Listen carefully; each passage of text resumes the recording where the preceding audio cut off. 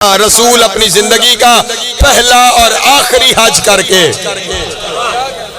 زندگی کا پہلا اور آخری، عجب بات یہیں پہ ہے، پہلا اور آخری۔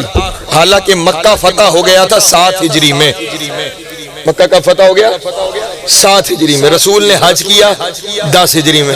حالانکہ رسول چاہتے تو 7 میں بھی کرتے، رسول چاہتے تو 8 میں بھی کرتے، رسول چاہتے تو 9 میں بھی کرتے، ہر سال حج کرتے۔ رسول کا امتی الحاج ہے تو رسول کو کیا مسئلہ تھا؟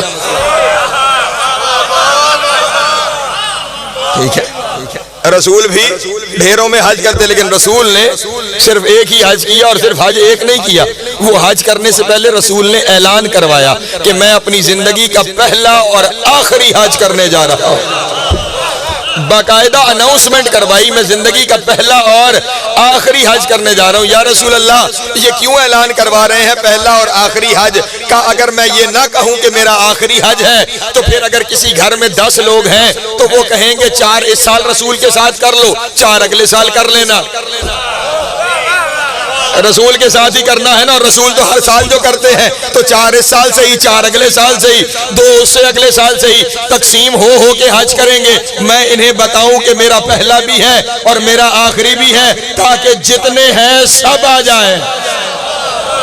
آئے ہائے، اللہ اکبر، اللہ آپ کو عزت عطا فرمائے، جتنے ہیں سب آ جائیں۔ اور گجرات میں ایک اور جملہ آپ کو ہدیہ کروں، آپ میرے لیے دعا کریں۔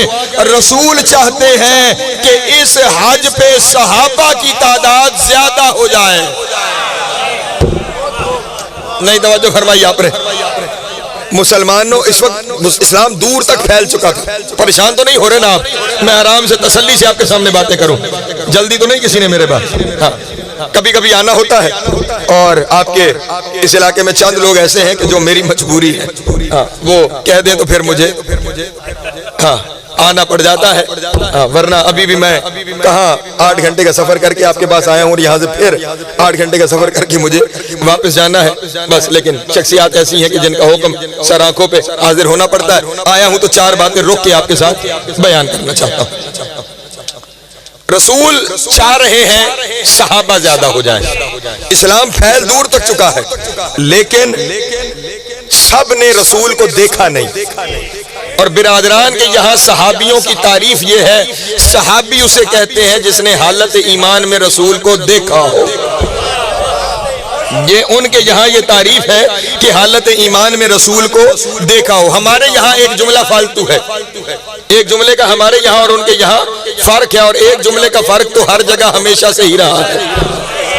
ٹھیک ہے جناب، وہ ایک جملے کا فرق یہ ہے، وہ کہتے ہیں جس نے حالت ایمان میں رسول کو دیکھا وہ صحابی ہے۔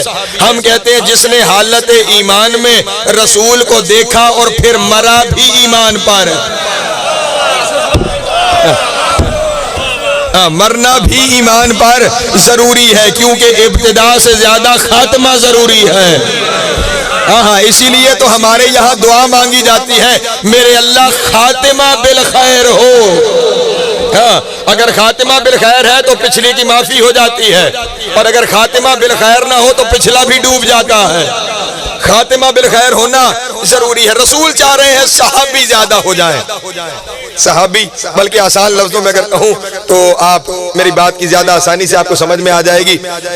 کبھی کبھی حالات ایسے ہو جاتے ہیں کہ فوج میں ہنگامی بھرتی کی جاتی ہے، حالات خراب ہو جائے تو کہتے ہیں جیسے 65 کی جنگ ہوئی تو ہنگامی بھرتی ہوئی، ٹھیک ہے، ہنگامی بھرتی، یعنی پھر نہیں دیکھا جاتا کہ معیار کیا ہے، پھر ضرورت کے تحت بھرے چلے جاتے ہیں، ہنگامی بھرتی۔ اس سال صحابہ کی ہنگامی بھرتی ہے، توجہ ہے میرے محترم دوستو؟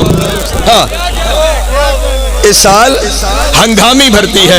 وہ کس لیے ہنگامی بھرتی ہے؟ کیونکہ اس حج پہ ایک ایسا اعلان ہونا ہے، اللہ جانتا ہے ایک وقت آئے گا جب زیادہ صحابہ کی سنی جائے گی، اس لیے جتنے بھر سکتے ہو بھر لو، تاکہ واقعہ بیان کرنے والے زیادہ صحابہ ہو جائیں اور بعض زیادہ سکا ہو جائے۔ رسول اپنا آخری حج کر کے، سمیٹو اپنا بیان، رسول اپنا آخری حج کر کے واپس ایک مقام پر پہنچے، وہ مقام جہاں سے بکھرنا تھا۔ بات یہیں سے شروع ہوئی تھی نا، بکھرو نا، سلامت رہے، مولا کو عزت عطا فرما۔ بات یہیں سے شروع ہوئی تھی نا کہ بکھرو نہ، تفرقوں میں نہ پڑو، جہاں سے بکھرنا تھا وہاں رسول نے اکٹھا کیا، جہاں سے بکھرنا تھا وہاں رسول نے اکٹھا کیا، اور اکٹھا کرنے کے بعد رسول نے آج اپنے مؤذن کو بلایا، اور یہ وہ وقت ہے۔ اب پھر میں ایسے تفصیلات ہیں جو ذہنوں میں ہونا بڑا ضروری ہے۔ یہ جس وقت یہ آیت وہاں سے نازل ہو گئی اور رسول نے اب اپنی امت کو حکم دینا ہے، یہ وقت تھا صبح چاشت کا وقت، چاشت کا وقت یعنی صبح 8-9 بجے کا وقت، 8-9 بجے کا وہ وقت ہے صبح جس وقت کوئی نماز واجب نہیں۔ ایک نماز طلوع آفتاب سے پہلے واجب ہے، وہ فجر ہے، اس کے بعد اگلی نماز زوال کے بعد ہے، وہ ظہر ہے۔ یہ جو درمیان کا وقت ہے اس وقت کوئی نماز واجب نہیں، ٹھیک ہے۔ جس وقت کوئی نماز واجب نہیں اس وقت رسول اپنے مؤذن کو کہہ رہا ہے اذان دو۔ اللہ اکبر، اللہ اکبر، سلامت رہے، مولا آپ کو عزت عطا فرمائے، حسین کی ماں آپ کو سلامت رکھے۔ جس وقت کوئی نماز واجب نہیں اس وقت رسول اپنے مؤذن کو کہہ رہا ہے اذان دو، اور اب مؤذن ہاتھ باندھ کے کہہ رہا ہے یا رسول اللہ نیا وقت ہے تو کوئی نئی اذان دینی ہے؟ رسول نے فرمایا نہیں، اذان وہی پرانی ہے، بس آج 2 جملوں کا اضافہ ہوگا، ایک جملے کا اضافہ میرے اعلان سے پہلے ہوگا، دوسرے جملے کا اضافہ میرے اعلان کے بعد ہوگا۔ یہ سلامت رہے، مولا آپ کو عزت عطا فرمائے، حسین کی ماں آپ سب کو سلامت رکھے۔ اذان دو، مؤذن نے اذان دی، میں نے آپ کے سامنے اذان نہیں پڑھنی، میں نے ایک نتیجے کی جانب جانا ہے، وہ نعمت تلاش کرنی ہے جو نعمت رسول نے بتانی ہے۔ نعمت کے لیے اذان ہو رہی ہے اور اذان سے پہلے آج ایک نیا جملہ اذان میں داخل کر دیا گیا، حیا علی خیر العمل، حیا علی خیر العمل۔ اب یہیں پہ معاملہ، لوگ کہتے ہیں رسول نے گئے ہوئے کو بلایا اور جو پیچھے رہ گئے تھے انہیں بھی بلایا۔ رسول نے کوئی پیغام انہیں نہیں بھیجا کہ تم آ جاؤ، اور کوئی پیغام انہیں نہیں بھیجا کہ تم بھی جلدی کرو، بس ہوا یہ کہ عجب وقت میں عجب اذان اور نیا جملہ، جیسے ہی نیا جملہ آیا جو گئے تھے وہ پلٹ آئے۔ اللہ اکبر، سلامت رہے، مولا آپ کو عزت عطا فرمائے۔ جو پیچھے رہ گئے تھے وہ تیزی سے آگے آئے کہ آج نئی اذان ہے، نیا جملہ ہے، کوئی نئی تو واجب نہیں ہو گئی، 5 پڑھتے تھے کوئی چھٹی تو آج واجب نہیں ہوگی، گئے ہوئے پلٹنے لگے، جو رہ گئے تھے وہ تیزی سے آنے لگے۔ جب سارے آ گئے تو رسول اللہ نے ارشاد فرمایا فکر نہ کرو، تم 5 مشکل سے پڑھتے ہو، چھٹی کوئی نہیں، بس ایک اعلان میں نے کرنا ہے۔ کہا یا رسول اللہ پھر اعلان فرمائیے۔ اب یاد رکھیے گا، یہ اب میں یہاں پہ ایک بڑی اہم بات کرنے لگا ہوں۔ دنیا والے ہمیں کہتے ہیں کہ تبلیغ کیا کرو، یہ بتاؤ وہ بتاؤ وہ بتاؤ۔ چلے میرے ذہن میں ایک جملہ آ گیا، بہت بڑی شخصیت لکھنؤ کے قبلہ مرزا اطہر صاحب، ابھی سال گزشتہ انتقال ہوا، بہت بڑی شخصیت، خطیب اکبر کے نام سے انہیں یاد کیا جاتا ہے، اور 55 سال ایک جگہ عشرہ محرم پڑھا۔ اتنے بڑے عالم دین، اتنے بڑے خطیب، اور پاکستان، ہندو پاکستان دونوں کے 99% خطبہ اس وقت وہ ہیں کہ جو ان کے تقریروں سے مستفید ہوتے ہیں، اور وہ ان کے لفظ اپنے نام سے آگے پڑھتے ہیں۔ میں ان کا لفظ اپنے نام سے نہیں پڑھ رہا، میں ان کا لفظ ان کے نام سے پڑھ رہا ہوں تاکہ انہیں ایصال ثواب ہو جائے، بات انہی تک پہنچ جائے۔ انہوں نے کہا وہ ایک جگہ عشرہ پڑھے تھے، دوسری جگہ کوئی اور صاحب پڑھ رہے تھے، تو انہوں نے وہاں پہ وہ جو دوسرے پڑھے تھے انہوں نے کہا ہم تو کام کی باتیں بتاتے ہیں، ہم تو، اور قبلہ کا موضوع اکثر ولایت علی ہی ہوتا تھا، یہ خلافت امیر المومنین ہوتا تھا، تو وہ دوسرے نے اس طرف تانا بھیجا کہ ہم تو کام کی باتیں بتاتے ہیں، اور قبلہ پتہ نہیں آپ کو کیا سناتے رہتے ہیں، بس ولایت ہی بیان کرتے رہتے ہیں، خلافت ہی بیان کرتے رہتے ہیں، ہم کام کی باتیں بتاتے ہیں۔ مرزا صاحب تک جب یہ رکا پہنچا، جیسے رکا میرے پاس آیا ہوا ہے، دوں گا اس کا جواب بھی، جب ان کے پاس رکا پہنچا تو انہوں نے ممبر پہ بیٹھ کے کہا کہ مجھے پیغام پہنچا ہے کہ وہ کہتے ہیں ہم کام کی باتیں کرتے ہیں، میں ممبر پہ بیٹھ کے بتانا چاہتا ہوں اسلام میں کام کی سب سے بڑی چیز ولایت علی ابن ابی طالب۔ اللہ اکبر، سلامت جی۔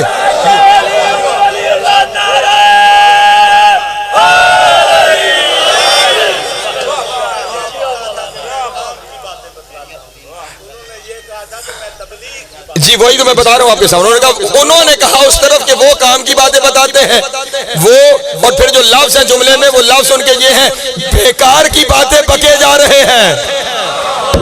یہ انہوں نے کہا کہ بیکار کی باتیں بکے جا رہے ہیں، ان کے بارے میں بیکار کی باتیں بکے جا رہے ہیں، اور ہمیں کہتے ہیں کام کی بات۔ انہوں نے کہا اسلام میں سب سے بڑی کام کی چیز ولایت علی اور خلافت علی ہے، کیونکہ تم جن چیزوں کو کام کی چیز کہتے ہو، رسول نے ساری زندگی وہ باتیں لوگوں کو بتائی، اور جب بتا چکے تو وہاں سے حکم آ گیا اگر ولایت نہ بتائی تو کوئی کام نہیں کیا۔ اللہ اکبر، اللہ اکبر، سلامت رہے۔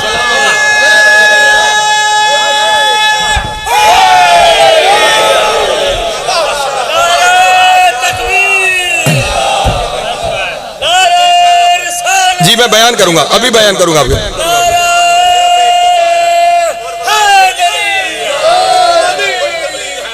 علی کی ولایت، اس کے علاوہ شک ہی کوئی نہیں، قرآن میں لفظ بلغ آیا ہی ایک دفعہ ہے، اے میرے حبیب تبلیغ کر دے۔ خدا بار بار رسول کو نماز کا حکم آیا ہے، اقیموا الصلاۃ، روزے کا حکم آیا ہے، کتب علیکم الصیام، زکوٰۃ کا حکم آیا ہے، وآتوا الزکاۃ، یہ سارے حکم آتے رہے نا، لیکن کسی حکم کے ساتھ لفظ تبلیغ نہیں آیا۔ لیکن جس دن علی کی بات آئی اس دن کہا بلغ، آج تبلیغ کر۔ سلامت رہے، مولا آپ کو دے۔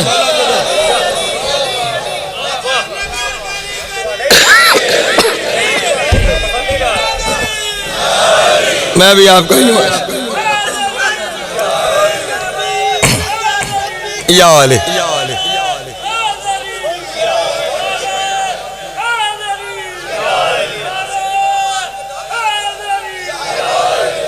جیو جیو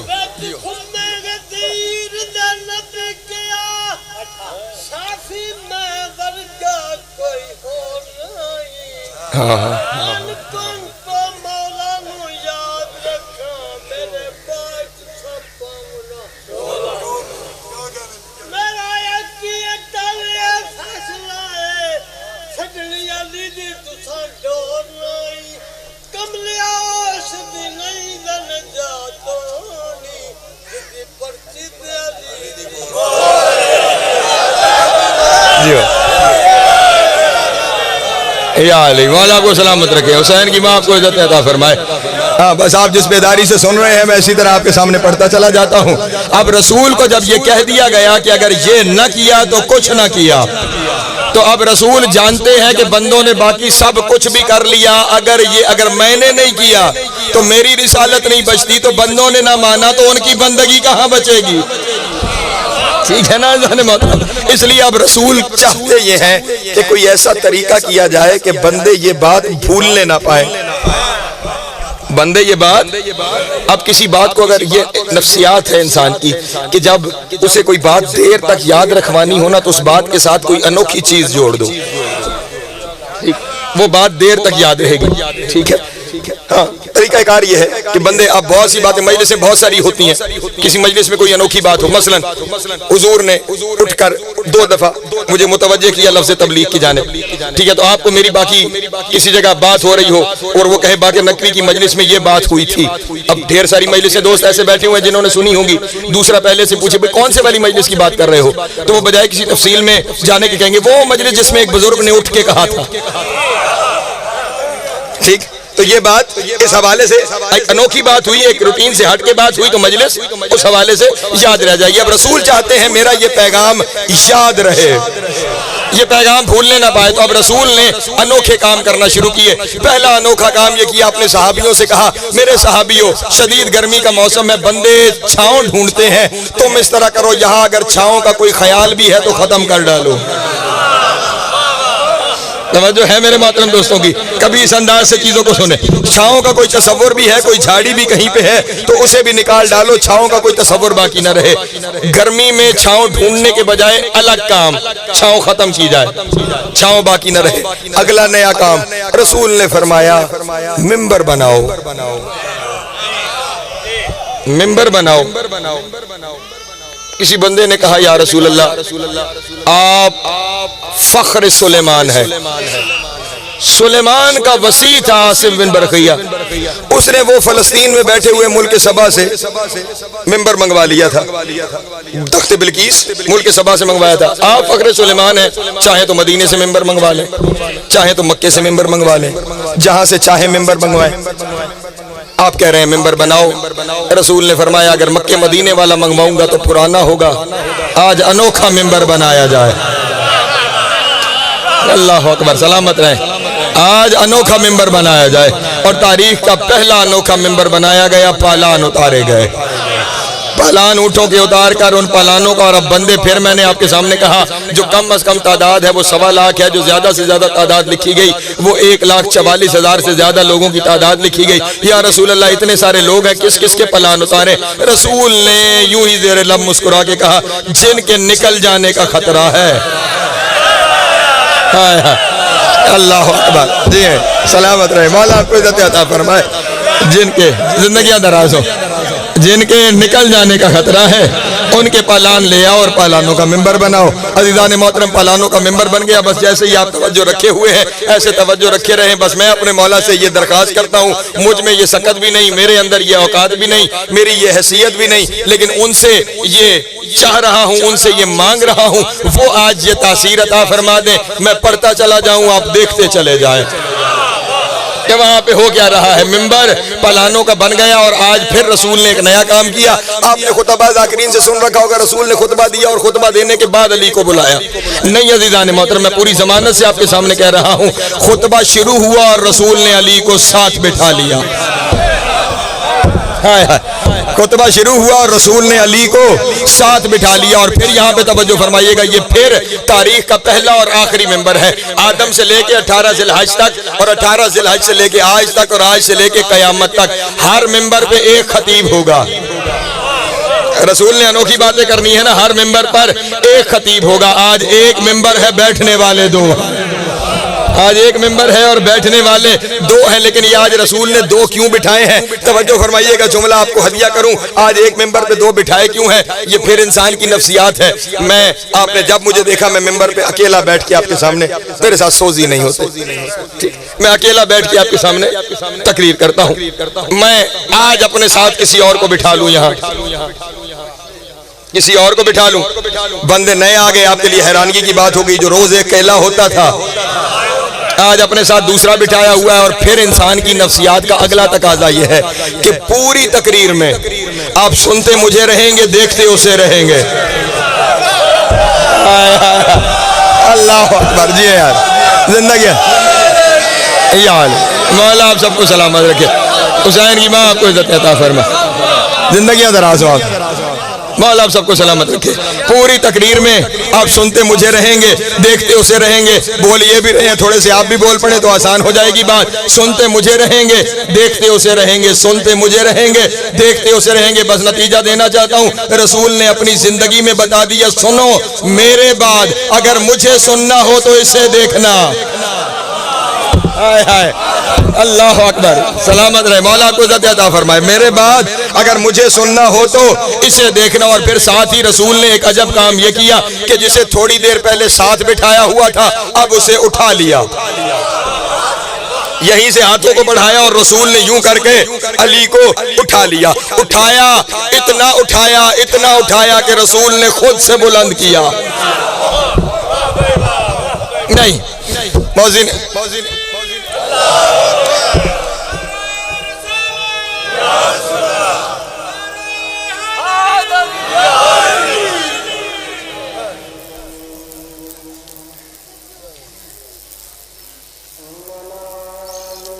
لمبی اذان ہوگی، اچھا یہاں اذان ہوگی، ٹھیک۔ اب توجہ میری جانب، رسول نے اتنا اٹھایا کہ اپنے سے اوپر اٹھایا، اپنے سے اوپر اٹھایا۔ اس کا مطلب ہے سنت رسول ہے علی کو بلند کرنا۔ یہ سنت رسول ہے علی کو بلند کیا جائے۔ اسی لیے تقریر کے شروع میں کہا تھا تفرقہ علی دکھانے سے نہیں، علی چھپانے سے پھیلتا ہے۔ رسول نے علی دکھایا، اور دکھانے کے بعد رسول نے ایک جملہ کہا جو جملہ آپ کی نسلوں میں سے ہر بچے کو بھی یاد ہوگا کہ رسول نے کیا جملہ ارشاد فرمایا۔ میں نے اس جملے کی تفصیل میں نہیں جانا، لیکن صرف ایک نتیجہ آپ کے سامنے پیش کرنا ہے۔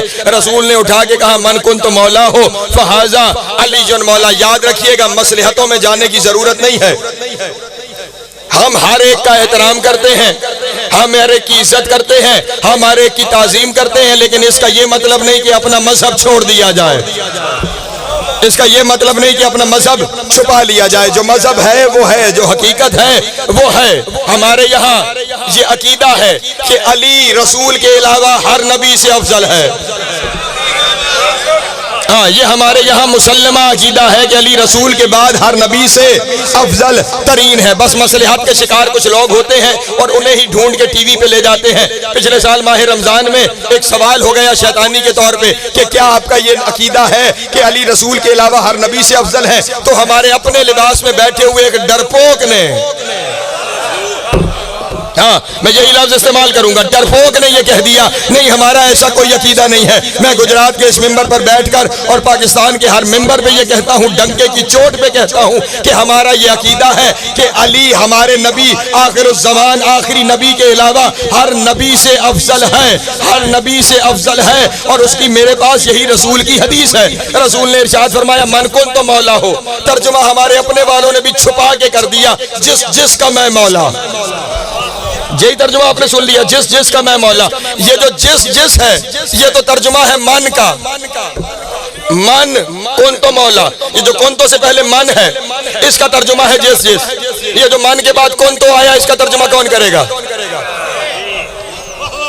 یہ جو لفظ کن تو آیا اس کا ترجمہ کون کرے گا؟ میں یہ ترجمہ بھی اپنی طرف سے نہیں کرتا. آؤ ایک حدیث قدسی بتاتا ہوں, ایک حدیث رسول بتاتا ہوں. کن تو حدیث قدسی میں دکھاتا ہوں, حدیث رسول میں بتاتا ہوں, اور پھر ترجمہ کرنا. حدیث قدسی ہے کن تو کنزن مخفیہ. توجہ عزیزان محترم, جب میں چھپا ہوا خزانہ تھا, اس کا مطلب یہ ہوا کن تو کا ترجمہ ہوگا جب.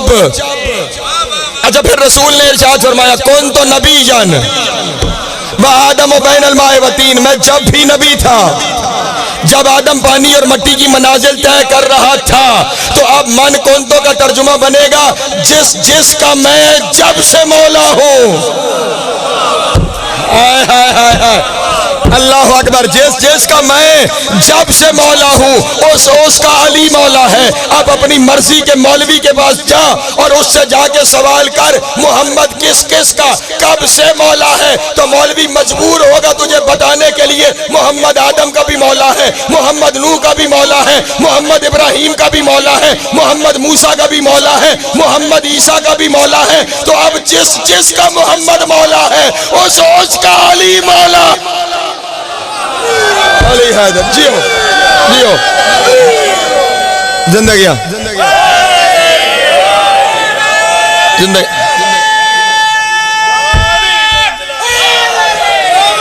سلامت رہے, مولا کو جو کہتا فرمایا جس کا جب سے رسول مولا ہے اس کا تب سے علی مولا ہے. اسی لیے تو شیعہ سنی جتنے جاتے ہو نجف زیارت کرنے کے لیے, جس سے پوچھو گے کس کی زیارت کرنے جا رہے ہو, وہ کیا کہے گا؟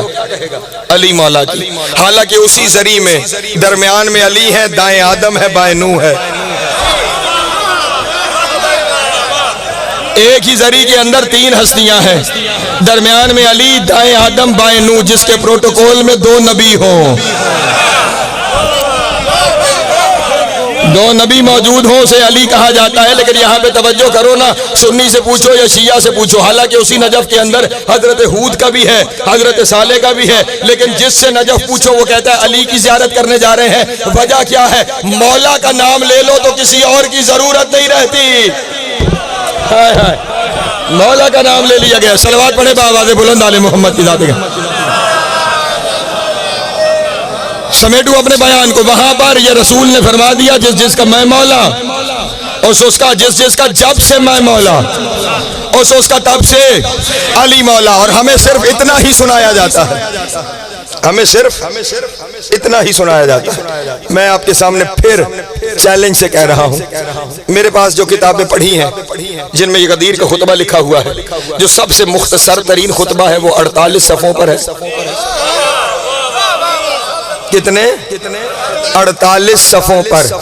ان 48 میں سے 4 صفحوں پر ہے رسالت کی زبان سے توحید کا بیان, اور باقی 44 صفحوں پر ہے نبی کی زبان سے علی کا بیان. اللہ اکبر.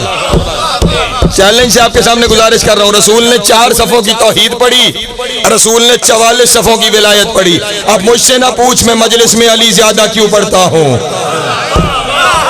ہاں جا کے رسول سے لڑائی کرو. حیدری جا کے رسول سے سوال کرو کہ اس نے زیادہ علی کیوں بتایا ہے. اب رسول نے اچھا میں 2 جملے اور آپ کو بتا دوں اور پھر اپنے نتیجوں کی جانب آگے بڑھوں. یہ کہنے کے بعد آپ کی تبلیغ والا لفظ پھر آ رہا. یہ کہنے کے بعد جب رسول نے علی کی ولایت کا اعلان کر دیا پھر رسول نے یاد رہے نعمت، وعدہ، سننا، ماننا. ٹھیک ہے ذہن محترم. ادھر رسول نے اعلان کیا، اعلان کرنے کے بعد رسول نے اگلا لفظ کہا فَلْيُبَلِّغْ شَاهِدُهُ الْغَائِبُ. جو یہاں پہ موجود ہے وہ اسے جو نہیں موجود علی کی تبلیغ کرے. حدیث میں بھی بلغ کا لفظ پھر یہیں پہ آیا ہے، آیت میں بھی تھا یا ایھا الرسول بلغ، اے میرے رسول تبلیغ کر دے. اور پھر اب حدیث میں یہ لفظ آ رہا ہے فَلْيُبَلِّغْ شَاهِدُهُ الْغَائِبُ. جو جہاں موجود ہے وہ اسے جو نہیں موجود علی بتائے. اور اگلا جملہ آپ میں سے ہر بندے پہ رسول واجب کر کے گئے ہیں وَوَالِدُهُ الْوَلَدُ. ہر باپ پہ واجب ہے بیٹے کو علی بتا کے جائے.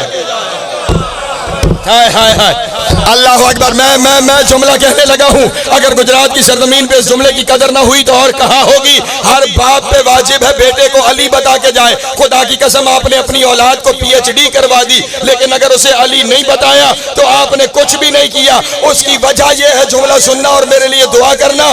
اس کی وجہ یہ ہے جس طرح بارش نہ ہو تو فصل خراب ہو جاتی ہے، علی نہ بتایا جائے تو نسل خراب ہو جاتی ہے. اللہ اکبر اللہ اکبر. جیے سلامت رہے، مولا آپ کو عزت عطا فرمائے. جیو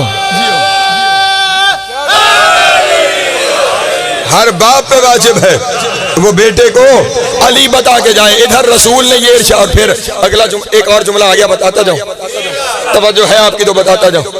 اس کہنے کے بعد رسول نے ارشاد فرمایا وَمَنْ شَكَّ فِي وِلَایَتِ عَلِيِّ بْنِ أَبِي طَالِبٍ کانا مشرکن. جس نے علی کی ولایت میں شک کیا وہی مشرک ہے.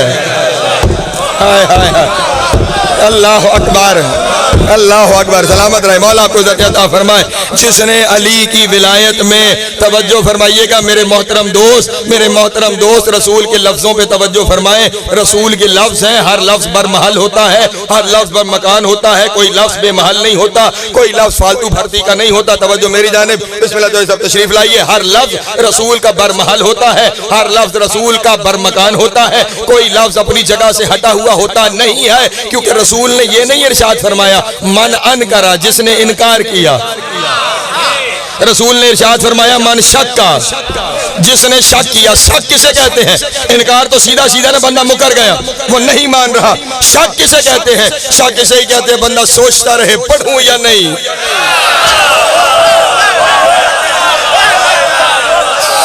سلامت رہے، مولا آپ کو عزت عطا فرمائے. رسول علی کی ولایت میں شک بھی برداشت نہیں کرتا.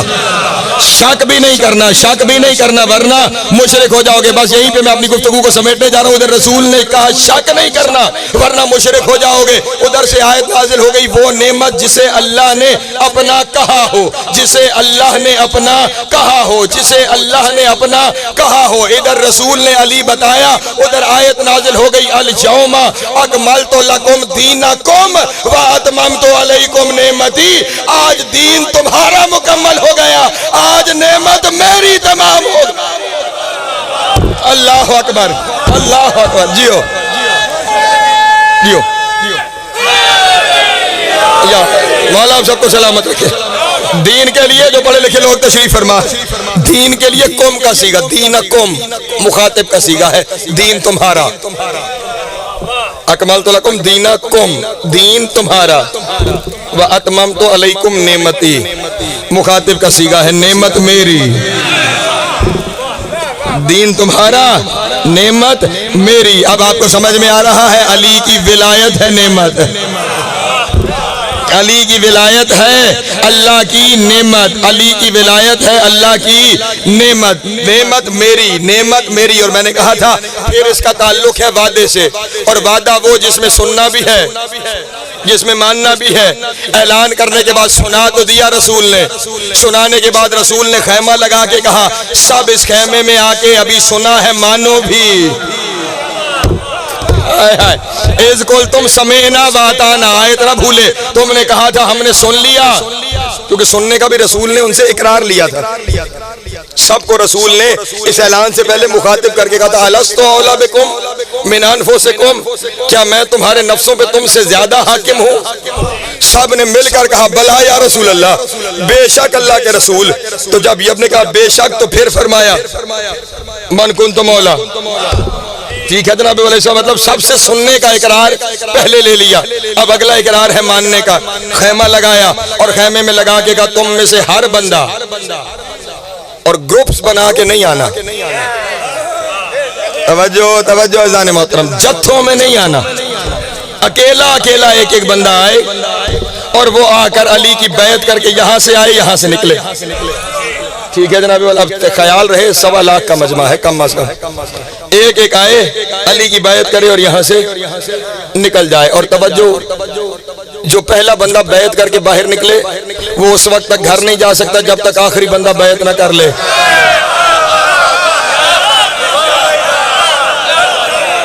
توجہ ہے میرے محترم دوستوں کی، پہلا بندہ اس وقت تک گھر نہیں جا سکتا جب تک کہ آخری بندہ بیعت نہ کر لے۔ یا رسول اللہ 2.25 دن 3 دن رسول نے انہیں اس گرمی میں وہاں پہ 3 دن تک وہاں پہ بٹھائے رکھا، اس گرمی میں 3 دن تک وہاں پہ بٹھائے رکھا۔ یا رسول اللہ وجہ کیا ہے، انہیں 3 دن تک یہاں پہ کیوں بٹھایا؟ تو آواز رسالت آئی، 2 وجہ ہیں۔ پہلی وجہ تو یہ ہے کہ ہر گواہی پہ 1.25 لاکھ گواہ ہو جائے،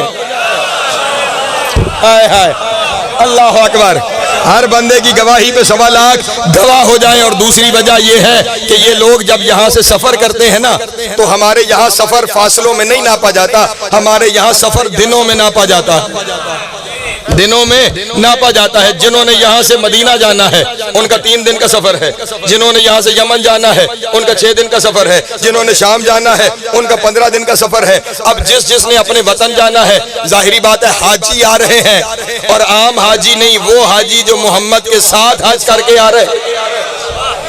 بھئی آپ کے یہاں جب حاجی آتے ہیں تو سارا محلہ ہی استقبال کے لیے چل پڑتا ہے، ماشاءاللہ ایئرپورٹس پہ رونق لگی ہوئی ہوتی ہے جب حاجیوں نے واپس آنا ہو۔ یہ وہ حاجی ہیں جو عام حج کر کے آ رہے ہیں، تو وہ حاجی جو نبی کے ساتھ حج کر کے آئے، جو نبی کے ساتھ حج کر کے آ رہا اس کا اپنا پروٹوکول ہوگا۔ جس دن انہوں نے پہنچنا تھا اس دن ان کے شہر والے اپنے شہروں سے باہر فصیل شہر پہ استقبال کے لیے پہنچ گئے۔ اب آنے والا گھنٹہ 1.5 گھنٹہ 2 گھنٹہ لیٹ ہو جائے نا تو کوئی فرق نہیں پڑتا، سامنے والا کوئی سوال بھی نہیں کرتا، بس اشتیاق ہوتا ہے ملنے کا، یہ مل لیا جائے۔ لیکن اگر انتظار 3 دن پہ چلا جائے، اگر انتظار 3 دن پہ چلا جائے، وہ انتظار تھکا دیتا ہے۔ تو اب جب کوئی آنے والا آتا ہے تو اس سے سفر کا حال پوچھنے سے پہلے ہر بندہ یہ پوچھتا ہے اتنا لیٹ کیوں ہو گئے ہو، اتنا لیٹ کیوں ہو گئے ہو؟ رسول نے بندوبست کیا کہ جو اپنے وطن پہنچے اور دیر سے پہنچے تو وطن والے اس سے پوچھے کہاں رہ گیا ہے، پھر چاہے یا نہ چاہے اسے بتانا پڑے۔ رسول علی بتاتا رہا، میں سنتا۔ اللہ جی سلامت رہے، مولا عزت عطا فرمائے، مولا آپ سب کو سلامت رکھے۔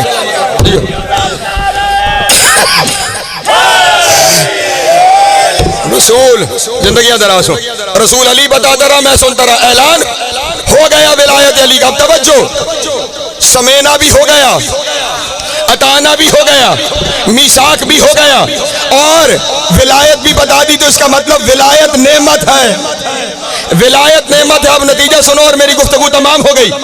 فرقوں سے بچنے کا طریقہ کیا بتایا؟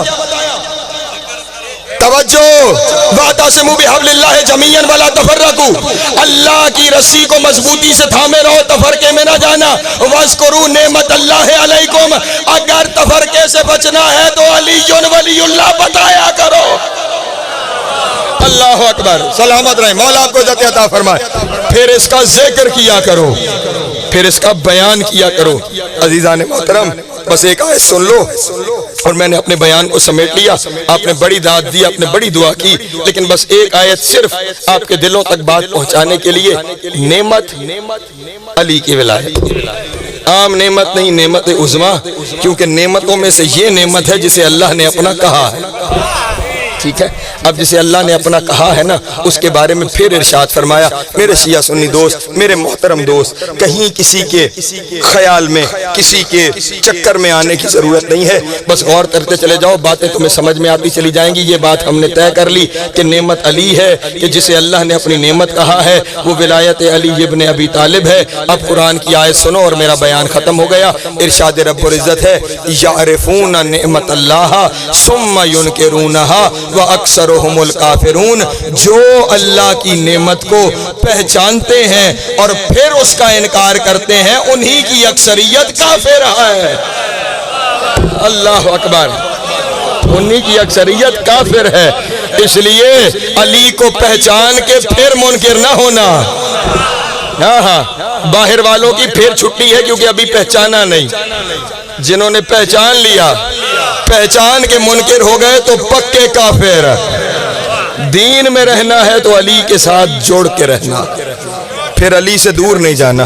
اگر علی سے دور چلے گئے، خدا کی قسم اگر رسول کے بعد علی بتایا گیا ہوتا تو رسول کی بیٹیوں کو بازار نہ جانا پڑتا. رسول کے بعد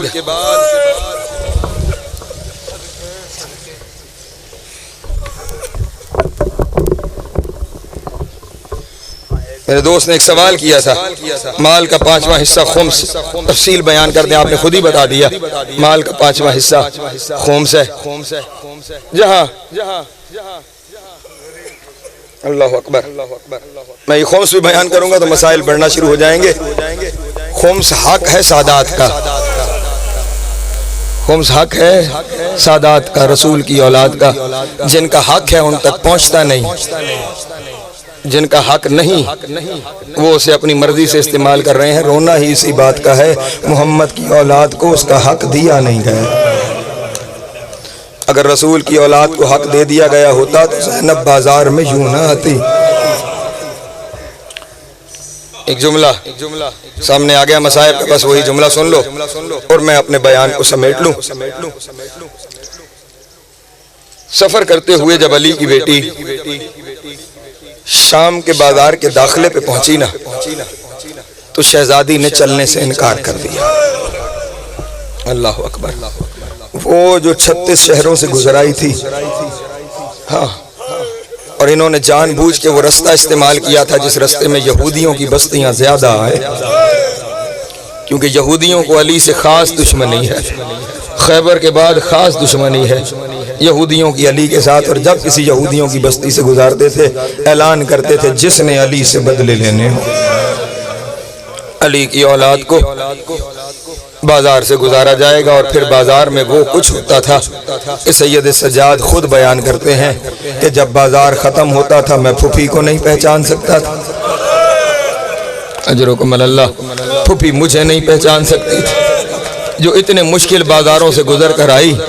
جب شام کا بازار آیا تو اسی علی کی بیٹی نے چلنے سے انکار کر دیا. جب علی کی بیٹی نے چلنے سے انکار کیا تو شمر تازیانہ لے کر سید سجاد کی پشت پہ آ گیا. اور پھر میں سید ہوں اتنا ہی کہہ سکتا ہوں اس نے تاریخ سفر شام سجاد کی پشت پہ لکھنا شروع کر. اجرکم اللہ. مولا آپ کی ہائے قبول کرے، سید آپ کا ماتم قبول کرے.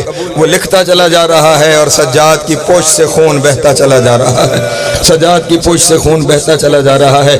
جب وہ مار مار کے تھک گیا نا اس وقت سید سجاد نے ایک سوال کیا، اور سوال صرف اتنا کیا، شمر سارے رستے میں مارتا آیا ہے، میں نے تجھ سے نہیں پوچھا کہ کیوں مار رہا ہے.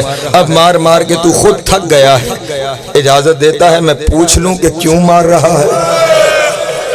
اللہ اکبر. مارنے کی وجہ کیا ہے؟ اس وقت شمر نے کہا اس وقت مارنے کی وجہ یہ ہے کہ تیری پھوپھی نے چلنے سے انکار کر دیا ہے.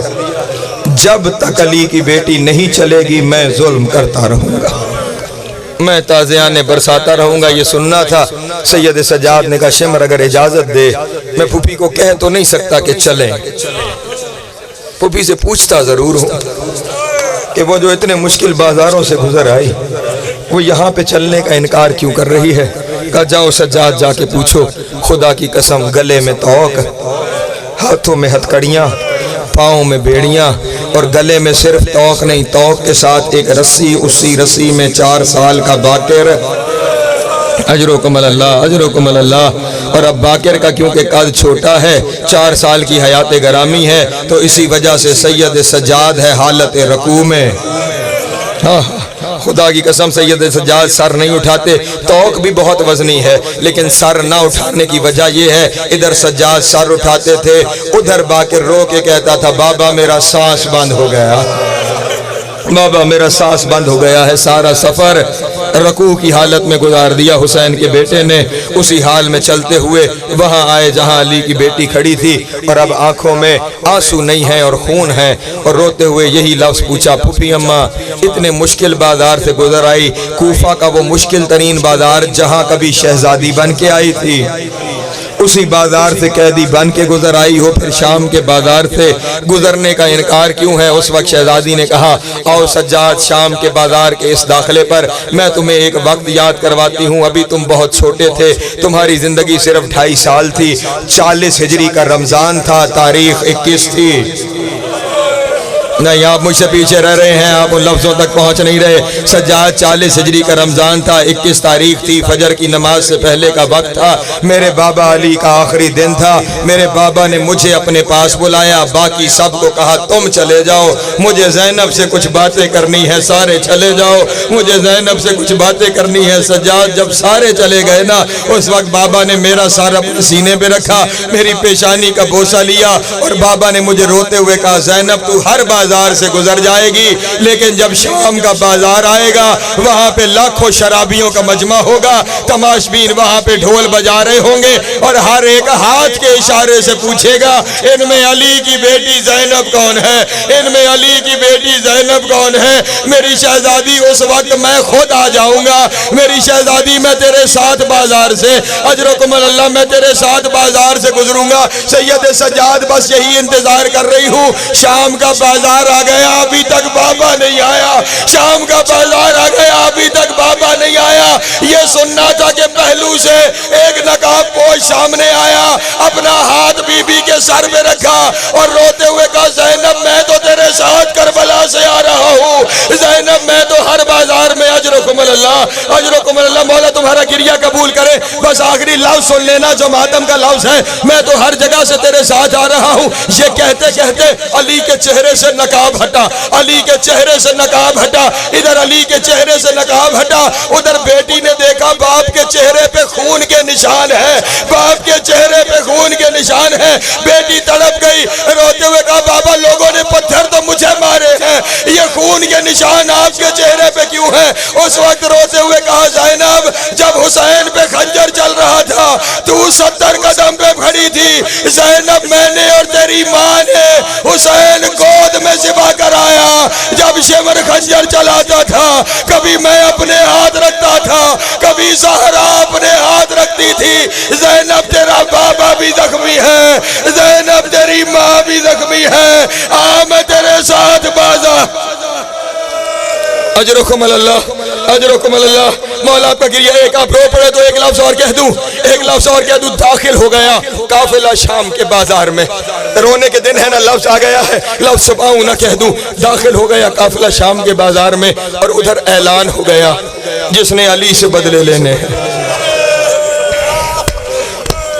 لفظ بڑا سخت ہے، جس نے علی سے بدلے لینے ہیں، علی کی اولاد کو لایا جا رہا ہے، مرد بازار میں آ گئے، عورتیں گھروں کی چھتوں پہ استقبال کا سامان لے کر، کسی گھر کی چھت پہ پتھر ہیں، کسی گھر کی چھت پہ دہکتے ہوئے کوئلے ہیں، کسی گھر کی چھت پہ ابلتا ہوا پانی ہے، اور جس کے پاس کچھ نہیں اس نے اولاد علی کے زخموں پہ پھینکنے کے لیے ریت اکٹھی کی ہے۔ اللہ اکبر، اس حالت میں داخل ہوا قافلہ بازار شام میں، لفظ بڑے سخت ہیں، حوصلے سے سن لینا، ادھر قافلہ داخل ہوا، ادھر لکھنے والے نے لکھا کہ ایک عورت نے ایک بڑا پتھر اٹھایا، اللہ جانے اس کی علی سے دشمنی کیا تھی، اس نے تلاش کرنا شروع کیا میں پتھر ماروں کسے، چلتے چلتے اس کی نگاہ اس نیزے پہ ٹھہری جس پہ حسین کا سر تھا۔